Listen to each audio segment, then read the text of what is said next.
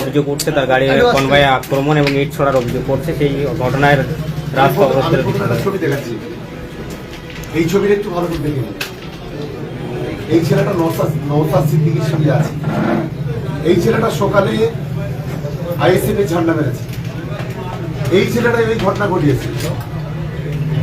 তাহলে নিজেরা পরিকল্পিতভাবে গাড়িতে কাছে আঘাত করে তৃণমূল কংগ্রেসকে দোষ দিচ্ছে, এটা তো অত্যন্ত লজ্জাজনক।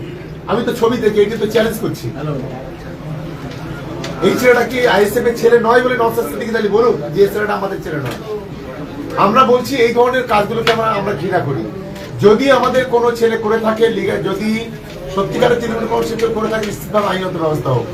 কিন্তু পরিকল্পনা করে তৃণমূল কংগ্রেসকে ফাঁসাবে, এই নোংরা কাজ অবিলম্বে বন্ধ হওয়া উচিত বলে আমি মনে করি। নওশাদ সিদ্দিকী পীরজাদা বলে দাবি করে, অ্যাটিটিউডটা দেখলাম তো পাগল হয়ে গেছে। আর অপেক্ষা করুন, পাগল হয়ে গিয়ে এভাবে তৃণমূল কংগ্রেসের কর্মীদের এভাবে দোষারোপ করবেন না, এটা আমি নওশাদ সিদ্দিকী অনুরোধ করব। ঘটনায় ঘটপুকুর চৌমতা অবরোধ করে বিক্ষোভ করে আইএসএফ কর্মী সমর্থকরা এবং দেখে নেবে। আমি তো দেখলাম 5 মিনিটের বেশি স্থায়ী হলো না। কেন? কত নাটক করবে?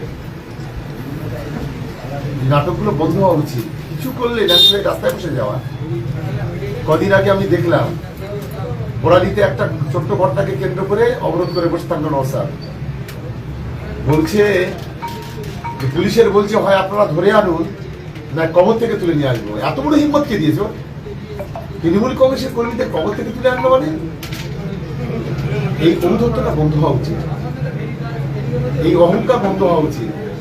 আমাদের মানুষ কিন্তু তৈরি, এটা প্রথম ওকে মনে রাখতে হবে। এই নোংরামি বন্ধ করুন।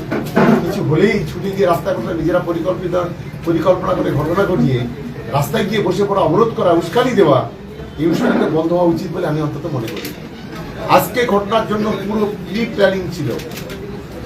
কারণ অনেক অস্তিত্ব নেই, ওদের অস্তিত্ব নেই। ওয়ান ক্যামেরা তো বলছি আমি, অস্তিত্ব নেই। ভাড়া করা কিছু লোক দিয়েছে আর 2-4টে আসতে পাইতে ডেকে নিয়ে এই ধরনের একটা প্রবণতা তৈরি করে তৃণমূল কংগ্রেসকে দোষারোপ করা, এটা কাপুরুষের কাজ বলে আমি অন্তত মনে করছি।